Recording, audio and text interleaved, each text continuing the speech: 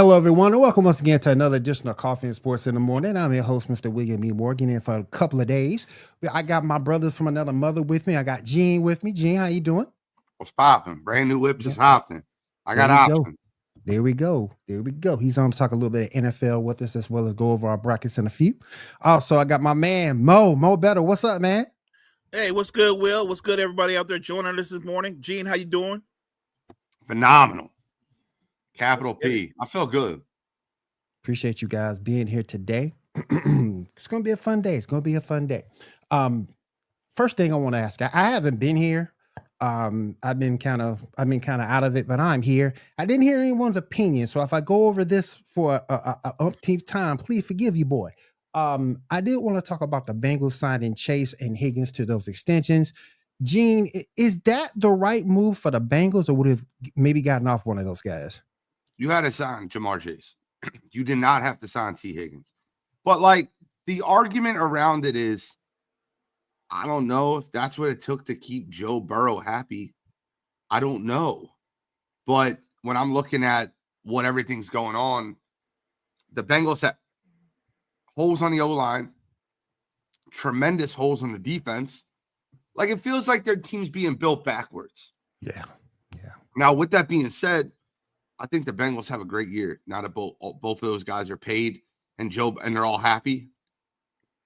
But I don't think that it'll equate to anything like a Super Bowl because, they don't pay their defensive players. And plus, that offensive line is still in shambles, in my opinion. Mo, what's your thought process on this? I think we're all on the same page. You want to know what makes Joe Burrow happy. So he got his guys, but I think what would really make him happy is he had one of the better offensive lines of football to protect Joe Burrow, who doesn't want to run for his life.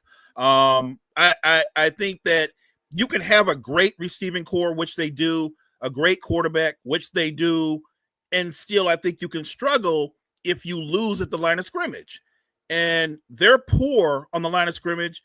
They're poor actually on the line of scrimmage in general, on the defensive line. And they don't want to pay the defensive end. And I'm like, dude, you got to pay somebody other than offensive players. Like, I don't understand the thinking, but it's a done deal. I do agree with Gene.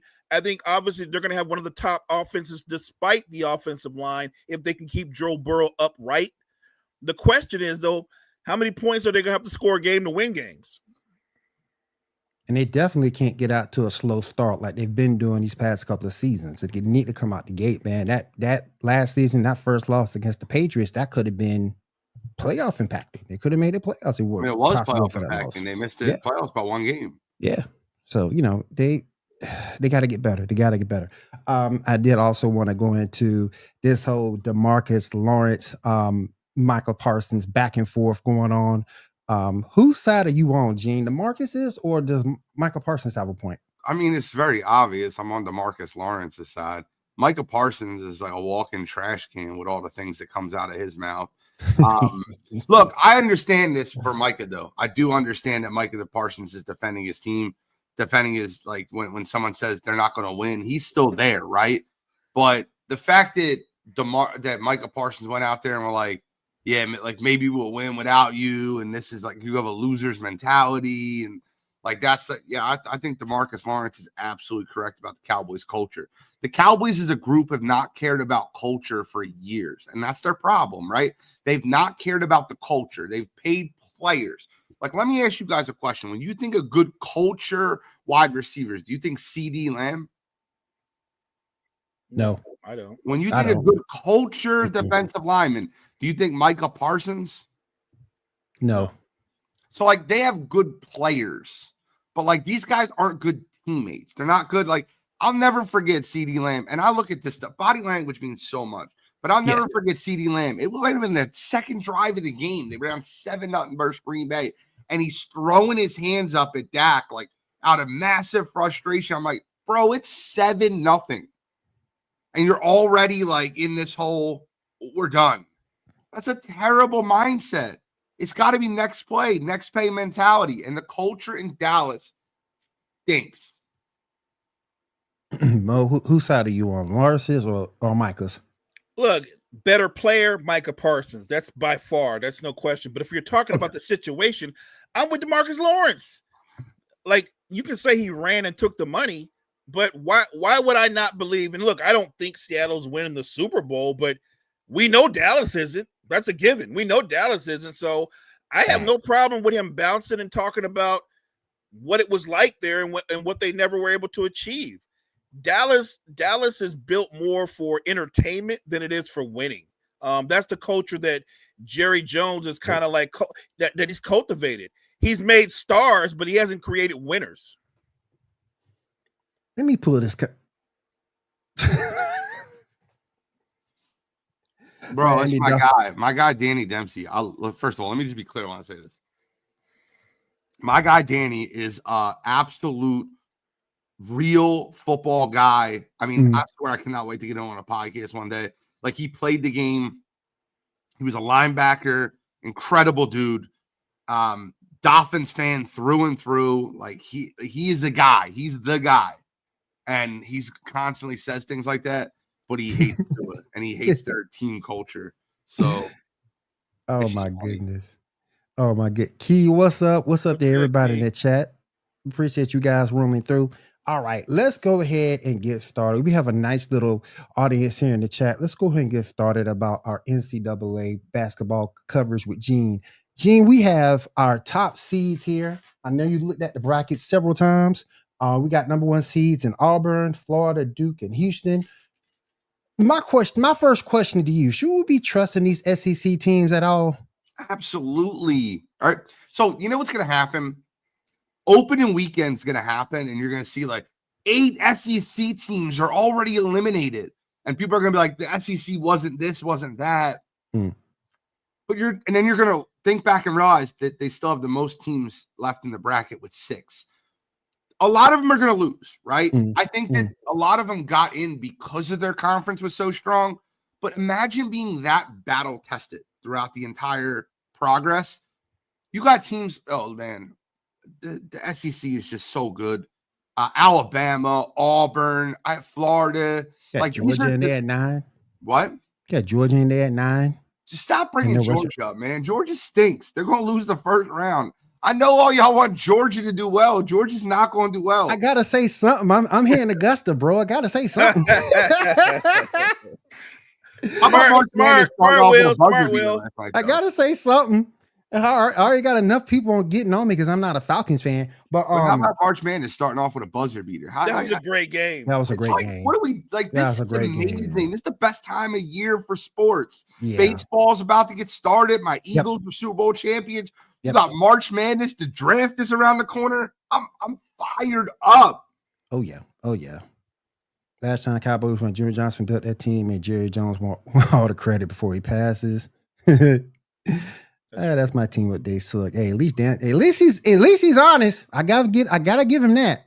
And last night Alabama State game was good. Yes, it was. Yes. Very good game. Very good game.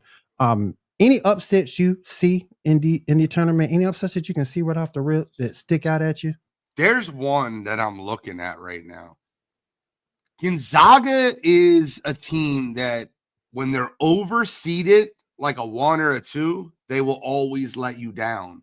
But when they are underseeded, like an 8 or a 9, they are upset special.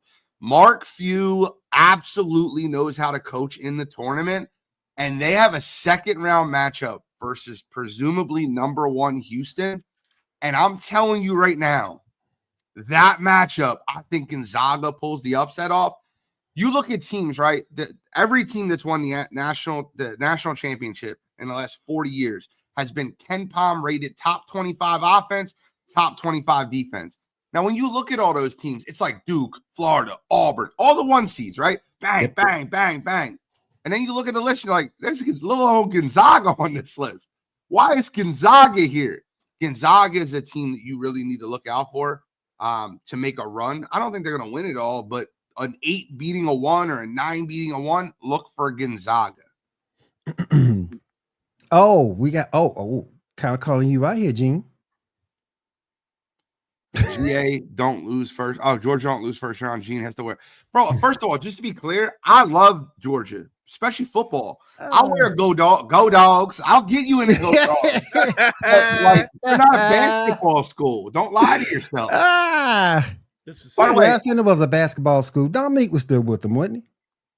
By the way, no. Anthony Edwards is the last time they were at basketball school for a little bit, but I want to give you guys a matchup to look out for. It's going to happen on Thursday at 3:15, and it is a matchup that, like, if you like, everybody talks about 90s basketball all the time, right? They talk about physicality. Yes. If you like physicality, if you want a bunch of senior guards, rough and tough players that are going to go at it, Clemson versus McNeese is a matchup that you have to watch.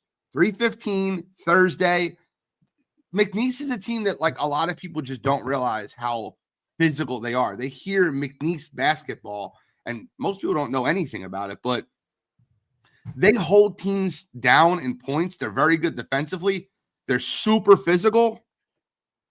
In their conference tournament, I think their last 3 games, they held teams to 54, 64, 64, 66, 57. Like, they are just molly-whopping teams. And, like, if you look at the McNeese State Cowboys, right, their team is filled with senior leadership. It's got a bunch of senior guards on it, and that's what I look at when I look at a team in the NCAA tournament. When you have senior guard leadership, and one of the guys that you just really got to look at is Javon Garcia. Remember the name. Now, I think who wins it, and Kadir Copeland is obviously a very good player too, but I think whoever wins that McNeese-Clemson game goes on a run. Because Clemson, if you remember, they're the team that knocked off Duke, and they were the most physical with Cooper Flagg. They pushed Cooper Flagg around that first half. Now, Cooper Flagg obviously came back second half, had a great second half, but it's definitely a game that you should look into. Should we be concerned for Duke? I know Cooper Flagg has an injury. Should that be of concern to Duke fans? Absolutely. Why would you not be concerned about Duke? Cooper Flagg is the best player in college basketball right now. Yep. And the way he rolled his ankle, now granted, young kids heal a lot quicker than us old men, right? If I roll my ankle like that, I'm out for 2 months. Like, I'm done. That's it. This kid's going to come back in a week from a rolled ankle that looked really bad. I mean, he was in a wheelchair coming off the court. Man, I don't know if he's going to be healthy, but here's the thing that a lot of people don't get. I've heard so many people say, well, if I'm Duke, I'm not playing him in the first round. I'm resting him as long as I possibly can. I heard that all day. If Baylor wins versus Mississippi State, you are going to hope that you play Cooper Flagg in round 1 because, look, when you look at Baylor as a team, they're not a great offensive team, but they are smothering defensively. And old Duke guard Jeremy Roche is their starting point guard. You have to look out for round 2. And if Cooper Flagg comes into that game and they like start playing him in round 2 and he's still injured and he comes out flat, you could be in for a world of trouble in round 2. So yes, they need to be worried. If Cooper Flagg is less than 100%, Duke's in trouble. 100%. Yeah.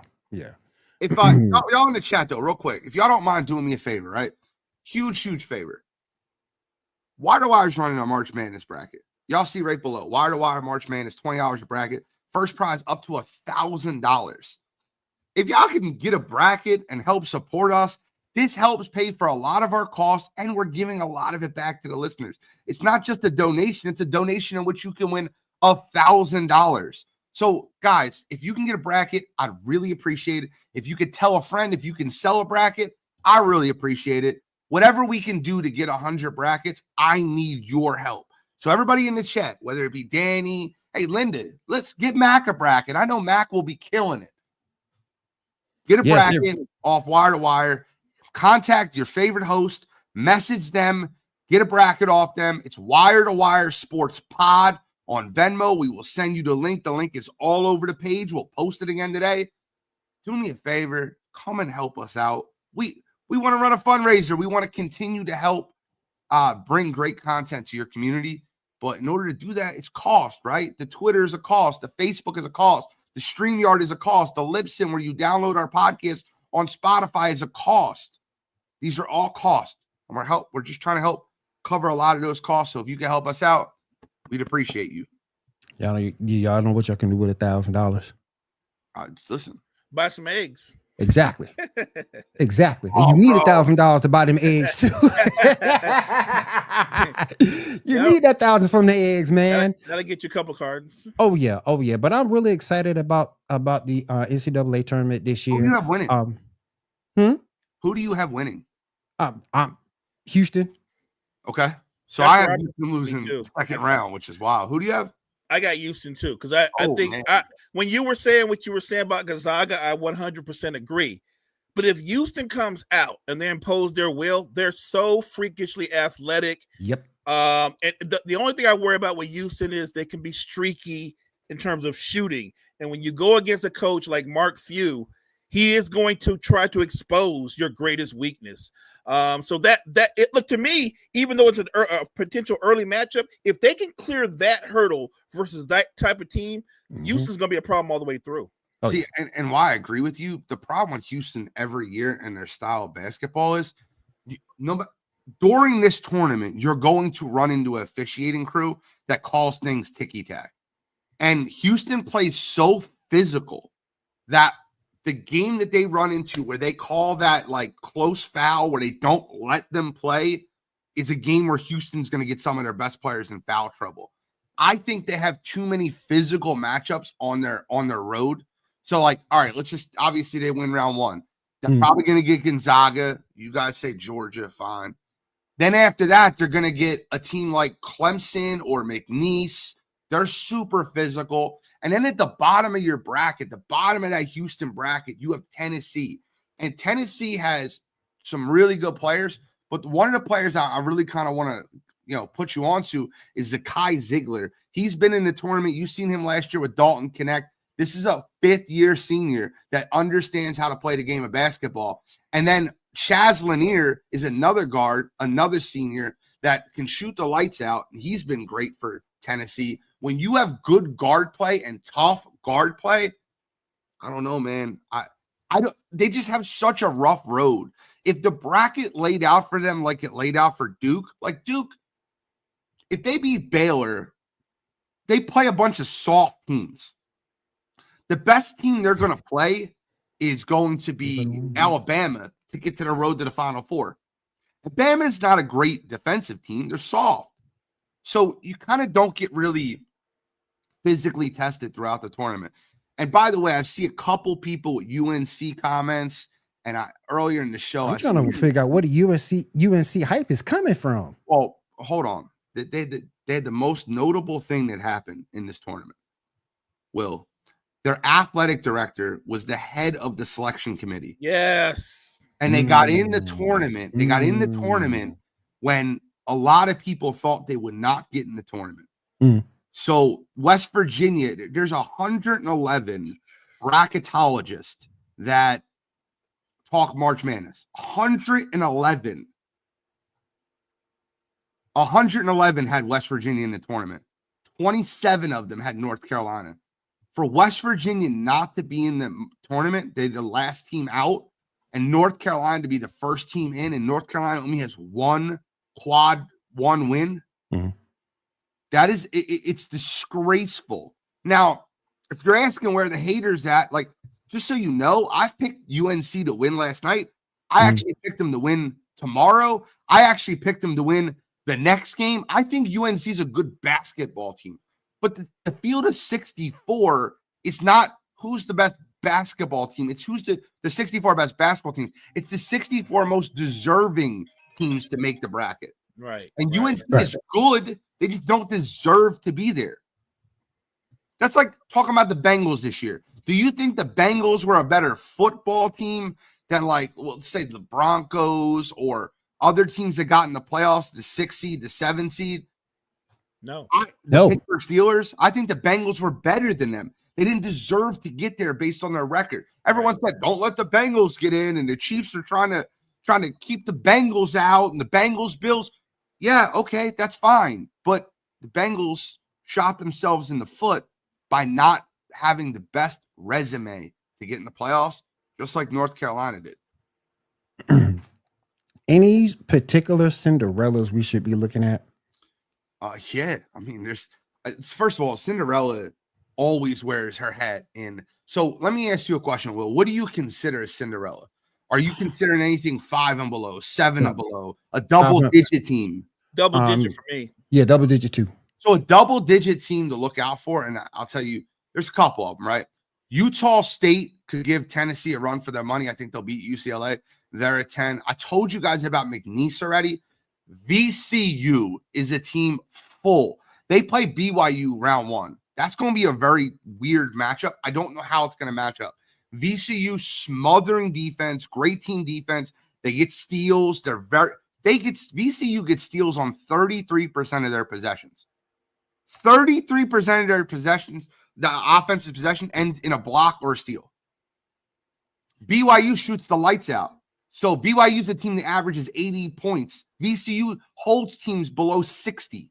Wow. It is an absolute matchup of offense versus defense. And if BYU is not shooting well and VCU wins that game, VCU can go on a run.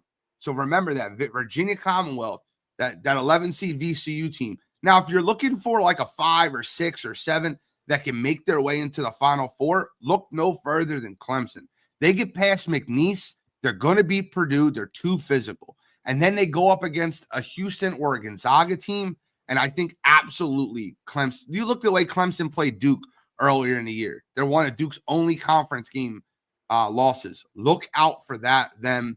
And then an exciting team to look out for, a team that I cannot wait to watch. They're a 4 seed. They're not a 5. But the Crab 5 over in Maryland. There's 5 starters. They're all averaging 11 points or more. Look out for the Crab 5 in Maryland. They're deep. Anybody you looking for in particular, Mo, in this tournament? As far as a Cinderella? You know what? I always believe that a Cinderella is always going to run. It's one of my favorite parts about March Madness, but I don't have one in particular.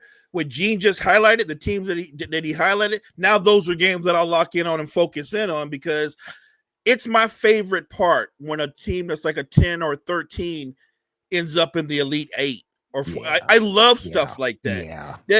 That is, to me, the heart and soul of which makes March Madness so exciting, is that a team that no one's even thought of goes on a deep run and they take off and knock off a couple of big name schools. I love that. High Point is one to look out for too. They're a 14 seed or a 13 seed. Yeah, 13 seed going up against Purdue. High Point is I think they're going to give Purdue all they asked for. I'm not saying they beat Purdue in round 1, but I'll tell you right now, do not be surprised if your round 2 matchup isn't Purdue versus Clemson. It's McNeese versus High Point. Now, I'll finish up with this question. Our bracket challenge is being powered by ESPN, but throughout the years, who has been the best fantasy service for the college basketball tournament? Has it been ESPN? Has it been Yahoo? Who do you think is the best fantasy service for this? I mean, me personally, ESPN. I love ESPN as a whole. CBS does a really good bracket breakdown. And they'll give you I have the CBS updates on. So like, we're like, oh, close game alert.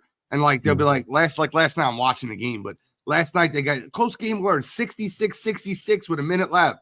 And you get to watch that game. I don't know. I love stuff like that. Mo, who does the service? Who does this as far as fantasy? Who does it best? Yahoo, ESPN? It's ESPN. ESPN's king. And they spare no expenses. Like, I love getting live updates too. Especially when it runs across my screen and you've got picture in picture. I'm quick to switch. Like, what? They were down 15 and they're not it. I'm there. I wasn't watching the Alabama State game, and then I was watching it because I got an alert. There you go. It's funny that you bring that up, but like, I think one of the things that you look at a lot of these teams that have transfers and the guys that you don't even know of, and they become players. But we go to my buddy Adrian's house, right? And we have 3 TVs set up in one room, and we got them all over. So like, as these games are finalizing, we're just bang, bang, bang. We get them all. It's better than 7 hours of commercial-free football. I get there at noon. We get some Raising Cane's at 2:00, and we're watching college basketball from noon to midnight. It is what we do. I love it. Every minute of it. Real quick before Gene goes, Gene is a very busy man, you guys, very busy man. So we're about to let him go. But before he does, I just want to reiterate our March Madness basketball mania bracket mania challenge. Up to $1,000 for the first place winner, $20 per entry. Get with one of us, Gene, myself, Mo. We're happy to get you entered in so you can have a shot to win 1K. And like I say, 1K buys a lot of eggs. Absolutely. Get in there, man. Get in there. Win, and let me send you some money via Venmo. There you go. I appreciate y'all having me on. Thank you for coming on, man. We appreciate you, big dog. I'm gonna talk to you later. Take care, y'all. Have a good one, man. You too. All right, Mo. Let's go ahead and go back to the world of the NFL. I do want to go ahead and talk about Cooper Kupp and his signing in Seattle. And him and Sam Darnold both are Seahawks. How do you think that pairing is going to work out? I think that Cooper Kupp could have signed to a better squad. He could have signed to a better quarterback. I don't think Cooper Kupp with Sam Darnold is going to have much impact at all. No. I think that maybe he had to have gone to Seattle because they offered him the most money. Could it just be that simple, right? Yeah. He's a veteran wide receiver who can still be productive as a number 2. But it does depend on who's throwing you the football. Yes. Are we going to get Sam Darnold for the first 13 weeks of the season last year? Or are we going to get Sam Darnold the other side that looked more like the Sam Darnold we've known most of his career? If it's a toss-up and I'm a veteran wide receiver, if it's about competing and trying to win, I'm going somewhere else. If it's about like, look, I'm going to just secure another bag and play, I get it. But I don't think ultimately that pairing is going to have a huge impact on the league. He's not even their number 1 receiver, so he's not going to be Sam Darnold's first target. I just think that he could have been better somewhere else. He could have had more production somewhere else. My thought process with this whole thing, when you talked about Sam Darnold, a lot of people are saying that yes, he's leaving a better situation in terms of being ready-made with the Vikings. But when you look at 2 receivers, a lot of people are saying Jordan Addison is better than JSN and Jackson Smith and Jigma. Do you think that's true? Do you think Jordan Addison is better than Jackson Smith and Jigma? No. I don't think so either. But when you're playing across that other guy, yeah, he better than pretty much everybody that's not named Jamar Chase. So you know what I mean? Like that guy's special. And so if you're the guy opposite of him, you get more one-on-ones, you get more opportunity to make plays. So yeah, I don't think he's better than Jigba, but look, I have to reiterate, even with the Vikings, so we know it ain't gonna be Sam Darnold at quarterback, right? But they really believe that provided that he's healthy, they're gonna go with the rookie, right? He's basically gonna be, it's gonna be his rookie season because he never got to play. Nope. I don't know what you get out of that. You would think that let's still have a veteran there just in case, right? That's how you got to play that out, because the Vikings might have a huge drop off. They rely so much on a really good defense, and I would say a solid offense. But I think they're going to be a little bit different this year because they have questions at the most important position. Do you think Aaron Rodgers is a possibility for the Vikings, or are they just going to go with JJ? I think JJ, look, depending on if JJ's healthy and ready to go, I do think they're going to go with JJ. I think if they believe he's 100% healthy, they're going to go with JJ. And they might still sign a veteran, but they're going to sign that veteran to back up JJ. That's what I believe. I think they're going to roll the dice. And maybe, look, the reality is JJ probably was going to start had he not got injured last year. Yes. Got a question about some pro wrestling in the chat.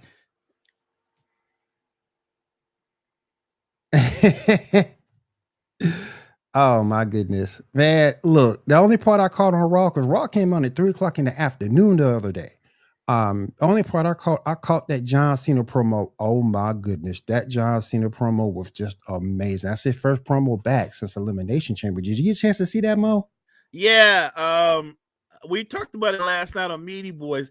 I love the John Cena. Look, like I said, if you're gonna go heel, you gotta embrace it. You gotta go own it. You gotta own it. And I thought you didn't know which way he was gonna go with it, and it was kind of clever. He went with the, you guys never loved me. You never really loved me. Yep. And it's because of you that I had to, I wasn't nice enough, or I wasn't good enough, because I tried to be whatever you guys wanted me to be. And when he did that line where he said, you know what you get from now on? You get nothing. You get nothing. You don't get no new theme music. You don't get. I was like, Cena is lecturing the crowd. Like, I loved it, and you could tell it worked because they're like, John Cena sucks. They were buying into it, but he was fully embracing being the heel. I don't know if you saw it, but I thought it was clever when Cody came out, and then Cody kind of said, I don't know what this is, but I hope I wrestle John Cena at WrestleMania, right? Like, whatever this is, he said, if this is what I face, I'll walk through this. I'll put this away right away. I hope I wrestle John Cena. I thought Cody saying that leaves the door open for Cena to be a heel, but he might not leave WrestleMania a heel. Right. And that makes it interesting. It's an interesting storyline. That is for sure. What's up, Kyle? How you doing, man? How's everyone doing in the chat today? We're past the 30-minute mark here on Coffee and Sports in the Morning. I want to ask you, the NBA last night was a very interesting night. What were some of your thoughts and takes from those games from last night? So I watched the Warriors game without Steph. Yep. And look, they played well. Look, I'm on board with anybody that wants to point out the fact that Jimmy Butler makes them look different offensively and defensively. But I'm going to push back on the notion that Jimmy Butler makes the current version of the Warriors title contenders. They're not title contenders. No. They're playoff contenders, which means they might get out the first round and then they'll go home in the second round. I don't think they have enough firepower to go on a deep playoff run. And then look, if they prove me wrong as a fan, I would love it. As a fan, do you want to see Steph go on a deep run, one more deep run? Yeah. The same way I feel about LeBron, I feel about some of the older guards. You want them all to be out there, one big push, but it's not going to happen. Kevin Durant is not going to even make the playoffs. Nope. All the speculation about what Phoenix could have been, that's over with. We know what they are now. They're a disappointment. Yep. And we talk about GMs getting fired. It's easy to have a target and a bullseye on Nico Harrison as a GM and the decision he's made, because he made one of the worst trades in NBA history. But another guy that's made some hideous trades that has killed his franchise is James Jones. James Jones should be fired. He should be fired. And they don't even need to wait till the end of the season, because we already know they ain't making the playoffs. Like, he can get fired right now. He can get fired tonight. Like, I would come to James Jones and just tell him, like, I hope you're renting. I hope you're renting to own. I hope you don't own, because you got to go. You're killing the franchise. They have mortgaged their future on a team that last year I think they got knocked out in the first round, on a team that this year won't even make the playoffs. And I thought everything they did at the time when it happened, I told people it was a panic move. It was a panic move. You were good if you keep Bridges and you keep Cam Johnson. You were good. As individual talents, common sense, neither one of them are better than Kevin Durant. But if you look at their production, their combined production, and what they do on the defensive side of the ball, they're better than 36, 37-year-old Kevin Durant. And they're younger. They're 10 years younger. Those guys are supposed to be Devin Booker's second and third options, and they blew that going for a bigger name, and it's going to cost their franchise. Like, even if they don't make the playoffs this year, Will, they don't have a high draft pick. They've traded away their future. Yep. The only thing they can do now is try to get top value for Kevin Durant. But how much value is another team going to pay you for a 37-year-old wing player? Even if it's Kevin Durant, he's 37. And unless my team is a legit title contender right now, and we feel like if we add him, we go into the finals, what's the benefit? You hear the rumors of he could go to Houston, right? But if he goes to Houston, if you're Phoenix, what are you asking for in return, right? You're what are you asking for? Jalen Green? You're asking for Thompson?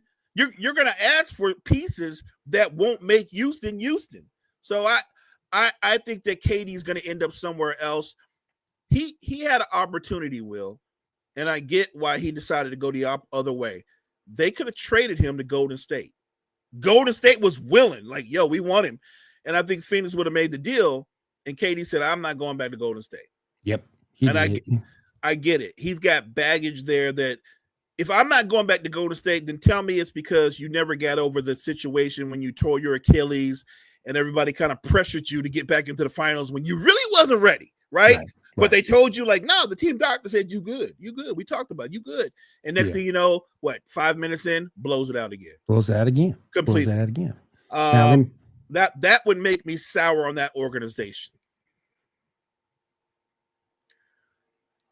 Man, let me tell you. I said, and look, Kyle. You said it. You did say it. Kyle, I said that. We're on the same page. You did say it.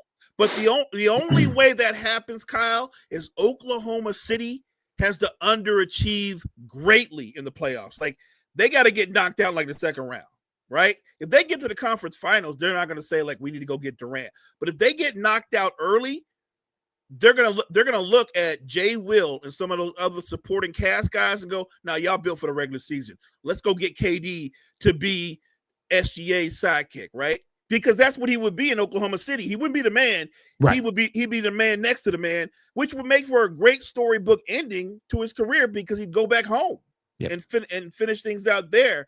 But that only happens if OKC underachieves this year. Can you imagine if he did win a title with OKC?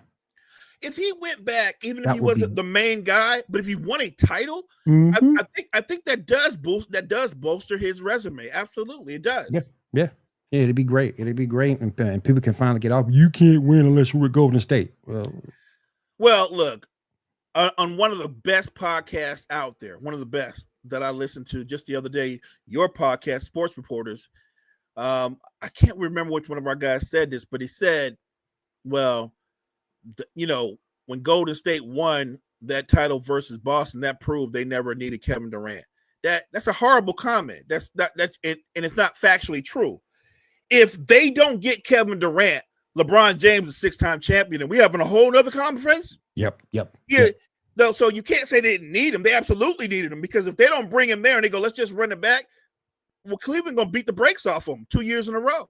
Oh yeah. LeBron had physically and mentally dominated Steph and Clay. Like, he didn't take out one dude; he took out their two top dudes, mentally and physically. Just like he did against the Raptors, the baby Raptors. Right. Like, when people go how he dominated the East wasn't that great, but that's not his fault. What I saw versus the Raptors every time they played the Raptors, DeMar DeRozan and Kyle Lowry mentally afraid, mentally broke down under the pressure of playing LeBron. Like, at one point, they had to bench DeRozan. He didn't want any. Like, I've never seen that before. Gene says Warriors win the West. Maybe in 2K. But maybe in 2K, but not real. If we play in 2K, you might have a point. But if we talking about real life, the only way the Golden State Warriors could win the Western Conference, we would have to see like a plague of injuries at the end of the season like you never seen before. Joker's out, Ant's out, SGA done. Everybody would have to be done, and then maybe they will win the West. We saw a couple of days ago Steph Curry, first play ever, 4,000 3-pointers. Can he get to 5,000 more? He's been insanely durable when you think about how much he moves around over the course of his career. Like, he's one of those guys that's constantly in motion, and now I believe he's 37 and still playing at a high level. So do I believe that Steph potentially can play at a high level into his 40s? maybe 40.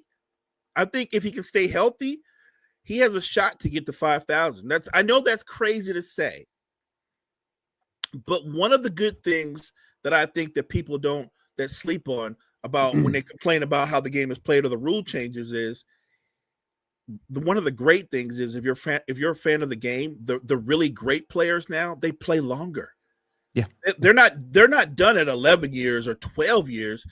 They're playing year 15, still playing at a high level, year 16 playing at a high level. So I love that for the NBA. And it would not shock me at all at age 40, Steph Curry is still raining bombs on people. Now, he might be in a different role. Maybe he won't be the number one guy, but I don't think Steph's the kind of guy that would mind being the number two guy if they win it, right? Like, if he's in a different role, but they're winning, I think Steph Curry would be good with that. So, yeah, I love it that he's playing at a high level. Durant's playing at a high level. Look, even to a lesser degree, James Harden is 36. He's playing at a high. Like, you can give all these older guys that are in their mid-30s or older playing at a high level, we can give them their flowers. I love it. And I think a lot of them are going to eclipse a lot of records because of their longevity and the fact that they're all playing at a high level. Now, right now, I did some checking on this earlier this morning. You have to keep in mind, he's making about 5 3-pointers a game. So if he's going to continue at this pace, he should have 200 games to make 5,000. So that's what, 2.5 seasons, if my math is right. That is, yeah. So, hey, it could be possible. Steph Curry is going to eclipse 5,000, and that's weird to say because I say it easily. But if you told me going back to 2009 and 10 that little skinny guy, who's not a freakish athlete, was going to turn out to be what he was, even when I was watching him at Davidson, and I was like, yo, that little dude's kind of nice. I thought he was going to be nice in the NBA, Will. I don't know how you felt about him, but I didn't look at him and go, one day that dude's going to be a 2-time MVP and win multiple championships. I didn't see that I didn't see that either. I didn't see that coming. Particularly with the injuries he started his career. Right. He had the ankle problems, right? Like, but I didn't see him. Like, sometimes you don't see a guy coming. I didn't see Steph Curry coming. And I love it because that's one of the great things about sports. Some guy will jump up off the screen that we didn't see coming as a franchise player. I remember watching Golden State. You'll remember this. And their best player at the time was Monte Ellis. Yep. I remember Monte. Ellis? Ultra quick. Blow by anybody. Yeah, was a bucket. And they had to make a choice. They had to either pay Monte Ellis or move off of him and make Steph like the guy going forward. And even though Steph at the time wasn't a star, they made the right choice. Like, they knew what they were doing. They made the right choice. And at the time when they made the choice, look, I'm going to keep it real. When they made the choice, I was like, what are you doing? What are you doing? That's Monte Ellis. Yeah. Like, what do you, and guess what? That's why there's guys out there that are GMs that have the gift of being farsighted and saying, like, nah, you don't see what I see in practice. You don't see the work this kid puts in or what he can do. Like, they were making the case that Monte Ellis being there was actually holding him back. And they were right. Yeah. He was still a bad man with the Bucks, though. No, I mean, look, he was still a bad man. He was a bucket. Monte Ellis was a bucket. But what I learned is when he got away from Golden State, he was still a bucket, but you realize that Monte Ellis can't be your best player. No, you did see that. He was still the man, though. New York Knicks, they overrated or underrated? I mean, they rated where they are. The East isn't nearly as competitive as the West at the top. You know what I mean? Like, nobody's catching the Cavs. No. The Celtics are going to be 2. And the Knicks, when you look at the records and the standings, the Knicks are probably locked in at 3. So they're not going up or down. They're going to be the 3rd seed. But I feel like the Knicks are the type of 3rd seed. It wouldn't blow my mind if they lost in the first round. Because in any time in the playoffs, if you don't defend at a high level, if you can't get stops, you're not going to win. And this version of the Knicks, They're a middle of the road defense at best. And I would say this: Towns is a better player than Julius Randle. I don't care what anybody says. That's undisputed. That's undisputable. He is. But if you want to nitpick, as talented as Cat is, and I've said this about him throughout his career, he's extremely talented. But talent alone doesn't make it. Like the intangible things that you need to win, the little things, when to be aggressive, when to step off because you got 4 or 5 fouls, he lacks that. Like Cat, as talented as he is, if you were ranking his basketball IQ, one of the lowest in the NBA. Not the sharpest knife in the drawer. He just isn't, because he makes bonehead play after bonehead play. The play you saw the game where they played Golden State. Yep. And Draymond makes the game-winning shot on a layup. You're guarding Draymond Green. Why are you trailing him?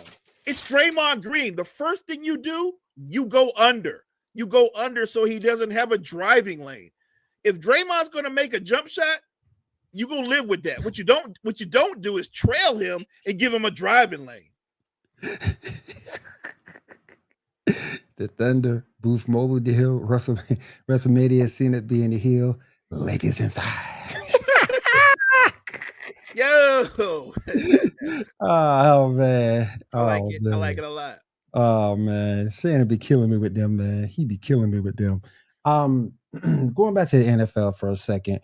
Is it time that we look at Kyle Pitts as a bust for the Falcons? Yes. Look, he's still young, so could he turn it around? I guess he could, but every year with Atlanta, don't we go, they got Kyle Pitts too. But he never has the kind of year that you expect for. Like, no. The more and more I look at Kyle Pitts and what he doesn't do, I'm starting to realize that Kyle Pitts might be another one of those guys, Will, and we talk about this often. He might just be a combine baby, right? Strong, athletic, is a vertical threat, as a tight end, has speed, and yet not a good route runner. His hands are kind of suspect. He reminds me of the guy that was on the Raiders and then he went to the Giants. I can't remember his name. He retired. Remember, he was married to Kelsey Plum. What is that guy? Oh yeah. Waller. Yeah. Darren Waller. Yeah. He reminds me of Waller. Yeah. If Darren Waller works out for your football team, your coaching staff is going to go, wow, his 40 time, insane for a tight end. His vertical leap, insane. Good hit. Everything says Darren Waller about to be a superstar.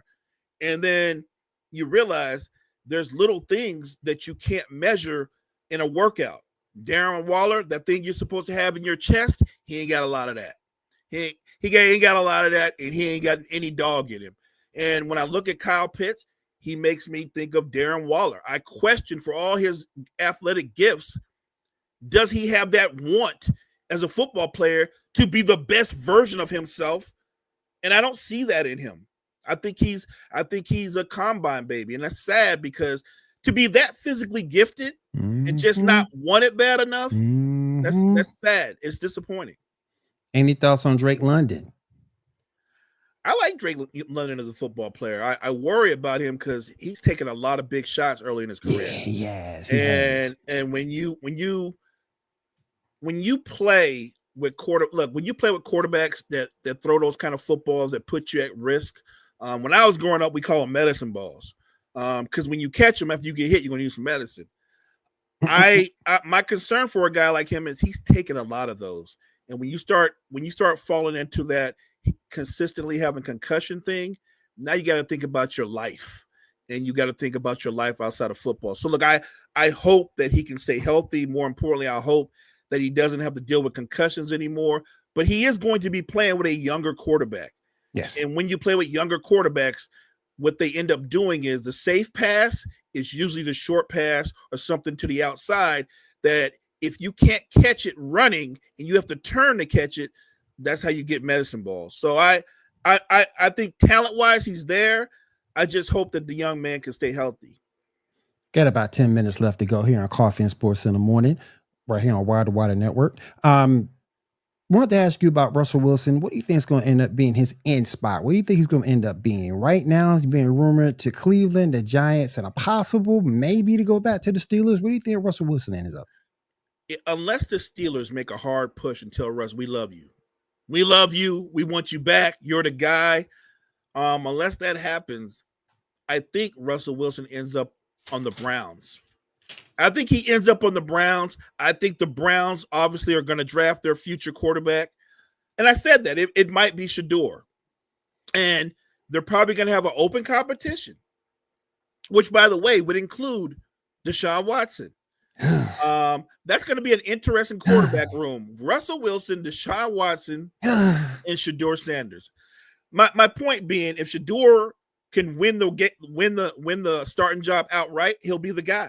But if Russell Wilson is better, if Russell Wilson wins it, I think Russell Wilson starts the season out as a starter, and at some point, Shador takes over, right? Like I don't even think Russ is the guy that's going to finish as the starter. I think he starts out as the starter. And right now, with the situation being what it is, Russell Wilson is literally at the mercy of whatever Aaron Rodgers decides, right? Yeah, he is. That's kind of messed up, but he has to wait on what Aaron Rodgers decides to do. He said Russell's good. Pete chose Geno over Russell. But I don't know. Yeah, right. But let's keep it a buck. Him taking Geno over Russell, that's more about the baggage. That's petty. It's about the baggage between Russell and Pete, right? Yeah. Like don't, you can choose Geno over Russell, but when the Raiders are 2 and whatever, you're gonna regret that. You're gonna regret that choice because look, ultimately, what we learned is Geno is who he is. I'm still trying to figure out who Geno going to throw the football to. I mean, you got your terrific tight end, second-year tight end. Not saying that he's, he won't be viable, but what receiver you throwing it to? Jacoby Myers? I mean, look. The tight end's probably going to catch like 90 passes this season. Maybe more. That is good. That is your best weapon, your most reliable weapon. That dude might set all kind of receiving records for a tight end. He's going to have well over 1,000 yards. The kid's a beast. Brock is a beast. Yeah, Brock is a beast. Bowers is a beast. If I am a quarterback, rookie or veteran, and I want to control the pass rush, B, keep my completion percentage up, I'm throwing a lot of footballs at Brock Bowers. Oh yeah. Yeah, but he doesn't. He did much. I like how Kyle phrased it. I agree. He is a reliable pass catcher. But that's it. But the question is, can he consistently beat one-on-one coverage? Right. Because if I'm playing the Raiders, I'm looking at who they got on the outside, and I'm saying, I think we're going to come after them. Why not? Right? We're going to play a lot of man because I'm not afraid of Geno. We're going to play man because I'm not afraid of Geno, and I'm not afraid of this receiving core. And we're going to find out if he can Myers dominate and beat one-on-one matchups consistently. I don't think so. Definitely ain't scared of that Raiders. Not yet. Definitely not scared of that Raiders running game. Definitely ain't scared of that. So we'll see how that goes. Going back to the Steelers real quick to finish up the show, I do want to ask you this. Is Mike Tomlin a victim of his own success? I think so. Here's the thing. Think about it from this perspective. If Mike Tomlin had 2 seasons in a row, where the Steelers only won 6 games, we'd be talking about he got to go. He got to go, right? Yep. Two subparts, he got to go. But if he strings together multiple seasons where they have winning records, but they get knocked out in the playoffs, they're one and done, he got to go. They can't have it both ways. My point is, we know this is a quarterback-driven league. Yes. They ain't had a quarterback since Ben. Like they've gone through a lot of guys, but the guys they've gone through, none of them have been franchise quarterbacks. And if we're being honest, the last 2 seasons, Ben wasn't a franchise quarterback. No. So if you're good enough to win, having winning seasons, that means you're also not bad enough to draft high in the draft for a quarterback, right? Like what if the Steelers lost and only had 6 wins this coming season? Instead of saying, well, Mike Tomlin's going to have a number one of the top 5 picks in the draft, he's going to have an opportunity to draft his franchise quarterback. The conversation will be Mike Tomlin getting fired. They went 6, like, you know what I mean? He would not reap the benefits of the bad season, so where he could turn the franchise around. Right. They would be quick to say he got to go bring in somebody else. I think Mike Tomlin doesn't get the grace that guys that have been less successful than him get. That's my point. And so I get Steeler Nation being frustrated, but Mike Tomlin's the head coach. He ain't the GM. He ain't not making the trades. He's not drafting the players. The GM is doing all that. So if you look at the talent that the GM has put before him, yes, I say Mike Tomlin has overachieved. All right. Friends and family, I'll say thank you for coming out to Coffee and Sports in the Morning today. We do appreciate everybody being here. Active chat this morning. Active chat. We appreciate that. Mo, go ahead and close us out, my friend. Thank you guys so much for joining us this morning. Make sure you check out all the great content we have at Wire to Wire Network. Wire to Wire Network, we appreciate you. And don't forget, Wire to Wire Network March Madness Bracket Mania Challenge. Get your entries in. $20 per entry. $1,000 goes to the first place winner. Definitely get your winner. Definitely get your brackets in. You can talk to myself. You can get with Mo. You can get with Gene, your favorite personality here on Wire to Wire Network. We'll be more than happy to go ahead and get you set up and get you in there. All right. For everybody here, myself, from my boy Mo, for Gene, who's out doing, I think he's at the barbershop. We appreciate you guys rolling through, and we'll see you guys tomorrow. Have a great day, everyone.